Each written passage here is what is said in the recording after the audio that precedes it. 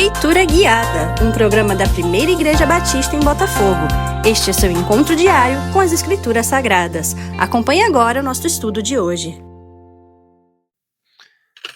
Continuando nossa leitura do livro de Deuteronômio, capítulos agora 2 e 3, né?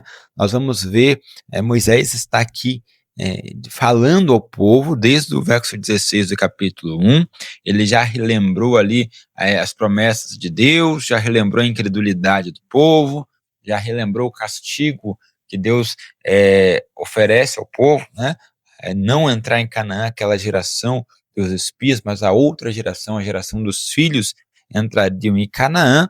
E aí nós temos então agora o registro da viagem, né? O povo começa a andar. Lá no verso 8 do capítulo 1, Moisés disse assim: eis aqui a terra que eu pus diante de vocês, entrem e possuam a terra que o Senhor com juramento deu a vossos pais. Então aqui no capítulo 2 começa de fato o cumprimento dessa promessa, eles começam a andar, eles ouvem o encorajamento de Moisés, tempos depois, né? Porque eles já mandaram os espias, eles já foram incrédulos, agora, depois de terem pecado, depois de terem sido castigados por Deus, agora eles são tomados pela fé, e já aqui uma nova geração, tá? Agora já a geração dos filhos vão começar a caminhar no deserto. Então eles dizem assim no verso 1 do capítulo 2, depois viramo-nos e seguimos para o deserto, caminho do Mar Vermelho, como o Senhor me dissera, e muitos dias rodeamos a montanha de Seir. Então o Senhor me falou, dizendo, tendes já rodeado bastante esta montanha, virai-vos para o norte. E começa então, irmãos, a passagem do povo hebreu pelo território de Seir, que é a cidade de Esaú. Esaú conquista esse território, o povo então pede para passar por ele. Episódio que está lá no capítulo 20, verso 14 de Números, certo? Moisés está relembrando então o capítulo 20 de Números, onde o povo pediu autorização para passar pelas terras de Esaú, né? Pelos descendentes de Esaú, que também é chamado de Edom. Veja a ordem de Deus para o povo lá no verso de número 7. Pois o Senhor teu Deus, aliás, começa no verso 6, perdão, né? Verso 6. Comprareis deles por dinheiro comida que comais, também água que bebais, comprareis por dinheiro. Pois o Senhor teu Deus te abençoou em toda a obra das tuas mãos. Ele sabe que andas por este grande deserto. Estes 40 anos o Senhor teu Deus esteve contigo, coisa nenhuma te faltou. Ou seja, irmãos, né? Há um complemento lá no verso 5, né? De que o povo não deveria tomar nada dos descendentes de Esaú, porque Deus também deu essa terra para eles. Aqui é o seguinte, né? Existe uma ideia aqui de que você não pode tirar de um para dar para outro, tá? O povo de Esaú era tão abençoado quanto o povo de Israel. Então, Deus não poderia pegar a bênção de um e entregá-la na mão de outro. Por isso, o povo de Israel, ao passar por Edom, a gente vai ver que eles não passaram, né? Porque o povo não autorizou, mas ao passasse por ali, não deveria se sustentar, não deveria ir até os campos, não deveria fazer guerra, tomar as coisas à força, porque Deus não tiraria de um para dar para o outro. Porém, eles comprariam, ou seja, eles iriam pagar o preço dessa passagem. Eles iriam sair até, parece que perdendo, né? Mas tem uma promessa que Deus sustentou. Deus conhece a caminhada deles por 40 anos no deserto e Deus os sustentou de forma que nada tivesse faltado. Então, a garantia para o povo é a presença de Deus. Deus garante provisão, Deus garante o sustento, inclusive no deserto, né? Até o verso de número 8, o texto vai falar sobre os descendentes de Saul, e do verso 9 em diante, os descendentes de Moabe, os moabitas, que são, na verdade, filhos de Ló, tá? Lá em Gênesis 19, 37, a gente vê a história de Ló com suas filhas. Então, o povo de Moabe, descendente de Ló, a gente vê também no final do verso 9 essa menção. Nós vemos uma descrição no verso 10 de que os moabitas expulsaram os emins, os gigantes daquela terra, bem como, né, os refaíns e anaquins. Então eram gigantes, eles ocuparam a terra, e o mesmo que valia para o povo de Edom, os descendentes de Esaú, vale para os descendentes de Ló. Eles receberam a terra como promessa de Deus. Então o povo de Israel, ao passar por essas terras, porque são irmãos, ele não destruiria a terra. Tá? Veja, aqui nós temos um cenário importante. Deus está distribuindo terra ao seu povo. Deus distribui terras a Esaú, Deus distribui terras a Ló, falta Deus distribuir a terra a Jacó. Ele já fez isso por promessa, mas o povo não alcançou ainda. Então repare que Esaú e Ló alcançaram as terras prometidas por Deus muito antes do povo de Jacó. Isso traz para a gente uma mensagem importante, porque se a gente parar para pensar, Esaú não era tão fiel a Deus assim. Ló também não. Jacó se tornou fiel a Deus. Jacó recebeu a promessa. Jacó era o protagonista da história. Porém, ele demorou muito mais tempo a herdar a promessa. Os seus filhos, o seu povo, demorou muito mais tempo a alcançar Canaã do que Esaú e Ló. Para a gente ver, né, como a vida não é uma reta, né, não é uma progressão, né, ela é feita de ciclos. Ela é feita de ciclos. E que o meu tempo não é o tempo do meu irmão. Às vezes você vai ver pessoas que não são tão fiéis a Deus, mas que recebem promessas, que recebem bênçãos. Você pode começar a olhar para o seu lado e questionar, poxa, por que tal pessoa consegue tal coisa primeiro? Por que tal pessoa consegue essa vida? Porque a gente se esforça tanto, a gente luta tanto e não consegue. Mas aqui na história de Jacó entrou a característica da incredulidade. O povo foi rebelde diante de Deus. O povo muitas das vezes foi negligente com a obra de Deus. E aí esse povo foi parando, foi estagnando. Mas Deus cumpriu sua promessa com eles, ainda que tivesse levado muito tempo. Ou seja, a gente não pode comparar os tempos da nossa vida com os dos outros. Não se compare com os demais. Não compare quanto tempo leva para Deus cumprir a promessa dele na sua vida e para Deus cumprir a promessa dele na vida dos seus irmãos. Deus tem tempos específicos para cada um. Assim como os filhos de Esaú conquistaram suas terras, como os filhos de Moabe os filhos de Ló, né, conquistaram suas terras, os filhos de Jacó também iriam conquistar as suas terras. Veja o detalhe lá no verso 14, informando, né, que o tempo que caminhamos desde Cádiz Barneia até passarmos o ribeiro de Zered foram 38 anos, até que toda aquela geração dos homens de guerra se consumiu no meio do arraial, como o Senhor lhe jurara. A geração dos espias, né? Também foi contra eles a mão do Senhor para os destruir do meio do arraial até os haver consumido. Então, uma geração inteira se passou, 40 anos é o ano de uma geração, essa geração incrédula morreu no deserto e agora uma nova geração surgiu.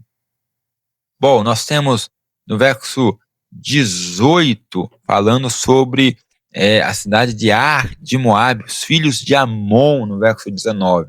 Esses filhos de Amon também são descendentes de Ló. Ló teve 2 netos. Ló teve 2 netos com suas filhas, um foi chamado Moabe e o outro foi chamado Ben-Ami, que deu origem aos Amonitas, aos filhos de Amon, também descendentes de Ló. Então perceba que vale para eles também, para os Amonitas, o mesmo que vale para o pessoal de Seir, os Edomitas, e para os Moabitas. Né? Israel não iria contender com eles, porque também são filhos da promessa. Então repare que o povo não poderia lutar contra os Moabitas, contra os Amonitas, nem contra os Edomitas, porque são irmãos. Agora, lá no verso 24, está designando contra quem o povo deveria lutar. Contra Seom, rei dos amorreus, e rei de Hesbom, né? e contra Og, rei de Bazã, que vai estar mais à frente, né? Então, a partir do verso 26 em diante, até o verso de número 37, conta a história, que está lá em Números 21, a vitória dos israelitas sobre Seom, rei de Esbom, rei do povo amorreu. Veja que lá no verso de número 33 diz assim: o Senhor nosso Deus nos entregou e o derrotamos a ele e a seus filhos e a todo o seu povo. Ou seja, a vitória do povo de Israel não é dada por Israel, não é dada pelas mãos humanas, é dada por Deus. E aí vem o reconhecimento de que tudo que você consegue, tudo que você conquista, vem de Deus, né? Bom, o que a gente pode, irmãos, extrair deste capítulo, né? Nós precisamos aceitar os limites que Deus nos impõe, né? Liderança também envolve aceitar limites. Veja que Deus prometeu a terra para Israel, mas prometeu uma terra com limites, né? E esses limites incluíam não atacar os moabitas, os amonitas e os edomitas. Então há um limite para essa ganância, para essa conquista da terra. Há um respeito pelo próximo. As minhas bênçãos, né, elas não podem ferir e esmagar o meu próximo. Eu preciso ter um olhar atento para isso, tá? Eu não posso querer crescer a tal ponto que eu acabe esmagando, né, ou melhor, ferindo os outros, né? Eu preciso ter limites, não posso crescer às custas dos outros. É isso que o texto traz para a gente. Não posso crescer às custas dos outros. Existe um limite para o crescimento, tá? É o respeito e o amor ao próximo, a ligação entre irmãos. Então o povo não poderia destruir os amonitas, os moabitas e os edomitas. Porém, o povo vai à luta contra os reis poderosos de Seom e Og. Tá? A fé vai ali começar a ser exercitada. No capítulo 3, irmãos, nós temos a vitória do povo de Israel sobre Og, rei de Bazã. E aí a gente precisa se atentar a um detalhe, né? De como as cidades de Bazã eram fortificadas lá no verso de número 5, e no verso de número 11 tem uma característica interessante, né? Que diz assim: porque só Og, rei de Bazã, restou dos Refaíns. Refaíns era um povo gigante, né?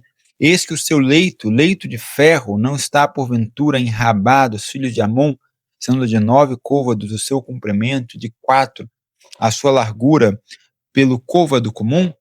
Se você analisar esse verso aqui, verso 11, em algumas Bíblias, acho que na maioria delas, ele está entre parênteses. Isso indica para a gente que ele é um acréscimo posterior, ele é uma anotação posterior, né? Nós chamamos isso de comentários parentéticos, eles ficam entre parênteses. Quando um copista ia redigir esse texto, recopiá-lo, ele acrescentava algumas considerações pertinentes à localização, a fatos históricos. Então ele diz aqui, né, o comentarista diz, que a cama de Og, rei de Bazã, então tinha 9 côvados de comprimento, o que daria 4 metros de largura, tá? E ela estava então em Rabá. Provavelmente ela estava numa espécie de museu. Aqui pode ser cama, como também pode ser uma ideia de sarcófago, um local de descanso. Então há uma dificuldade de tradução, né, nesse termo, tá? Então pode ser a cama, pode ser um sarcófago, e a gente não tem como entender direito esse texto. Bom, lá do verso de número 12 em diante, fala sobre a distribuição da Transjordânia, ou seja, as porções de terras que foram dadas às tribos de Ruben, Gade e Manassés.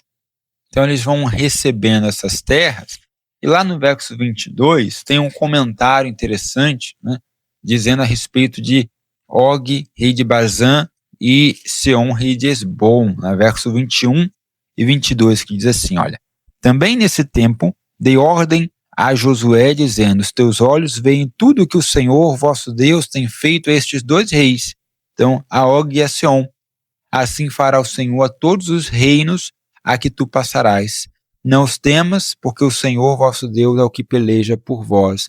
Então, a vitória sobre Og e sobre Esbom são vitórias assim marcantes que serviriam de exemplos para a ação do Senhor no meio do povo de Israel durante as guerras, né? Seria um símbolo, seria um marco de que Deus estaria entregando os cananeus nas mãos do povo de Israel, para servir de lembrança e de estímulo à fé. E aí, do verso 23 até o verso de número 29, nós temos a passagem mais emblemática, que é a oração de Moisés para entrar em Canaã.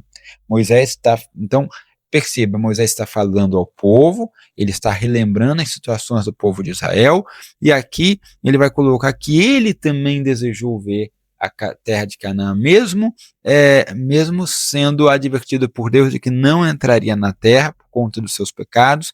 Moisés então faz uma oração lá no verso 24, dizendo: ó Senhor Deus, passaste a mostrar ao teu servo a tua grandeza e a tua poderosa mão, porque que Deus há nos céus ou na terra que possa fazer segundo as tuas obras, segundo os teus poderosos feitos. Rogo-te que me deixes passar, para que eu veja esta boa terra que está da além do Jordão, esta boa região montanhosa e o Líbano. Porém, o Senhor indignou-se muito contra mim, por vossa causa, e não me ouviu. Antes me disse: basta, não me fales mais nisto. Então veja, Moisés ora e a sua oração é negada, seus pedidos são negados, né? Ele foi impedido então de entrar em Canaã. Mas a misericórdia de Deus o levou até o alto do monte Pisga, onde dali ele pôde contemplar a terra de Canaã e ver que realmente era uma terra boa. E ele vê então que a promessa está se cumprindo, né? Bom, aqui nós podemos aprender, irmãos, que Deus nos garante vitória mesmo diante de inimigos difíceis, como Og, rei de Bazã, né? Deus luta as nossas causas, Deus peleja por nós, mesmo diante de gigantes, né? E também a gente vai entender, né, que o plano de Deus ele é maior do que as pessoas. Moisés não era a única condição para que Deus cumprisse os seus planos, né? Moisés foi ali durante um tempo essencial, mas Deus substitui Moisés. Ninguém é insubstituível, o próprio Moisés foi substituído e Deus não precisava apenas de Moisés para cumprir com os seus planos. Deus é maior do que todos nós e os planos de Deus são maiores do que as pessoas, tá? E também a gente pode entender que nem sempre todos os nossos desejos são atendidos. Nós temos um Deus que nos fala não. Nós temos um Deus que, às vezes, nega os nossos desejos. E isso o garante como Deus. Isso é porque Ele é Deus. Porque se nós tivéssemos alguém que atendesse a todos os nossos desejos, Ele não seria Deus. Nós seríamos os deuses e Ele seria nosso servo. Então aqui nós temos o contrário. Um Deus que diz não, um Deus que é capaz de dizer não, um Deus que é capaz de frear nossos desejos, um Deus que não muda os seus planos, independente da vontade humana, né? E aí a gente também precisa entender, né, que obediência não garante desejos atendidos, liderança não garante desejos atendidos, servir a Deus não garante desejos atendidos. Às vezes a gente serve para receber, às vezes a gente serve para ter, a gente trabalha esperando que Deus nos abençoe com algumas coisas. E a vida cristã não pode ser levada dessa forma. Você serve a Deus porque Ele é Deus e porque a nossa atitude para com Deus é servi-lo. Não sirva por interesse, não sirva por querer ser abençoado, não sirva por querer ter seus desejos atendidos. Deus não é um gênio da lâmpada, Deus é Deus, diz sim e não, e lidera a nossa vida de acordo com a sua vontade.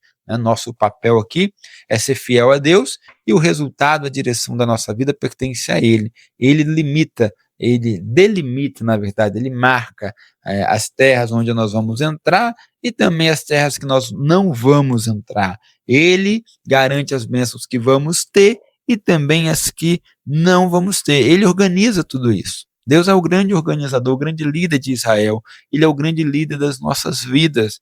Então, tudo que você vive é permissão de Deus, é no tempo de Deus, é de acordo com a graça de Deus e sob a orientação de Deus. Se Deus não te permitiu viver alguma situação ou alguma bênção ainda, espere em Deus, ore como Moisés orou, mas também entenda que esse Deus pode dizer não, se esta for a vontade dele. Então, será que a gente está aí pronto, estruturados para recebermos o não de Deus?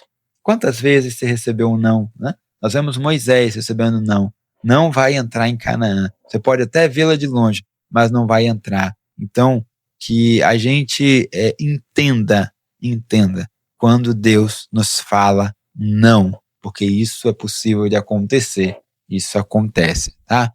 Deus abençoe a sua vida.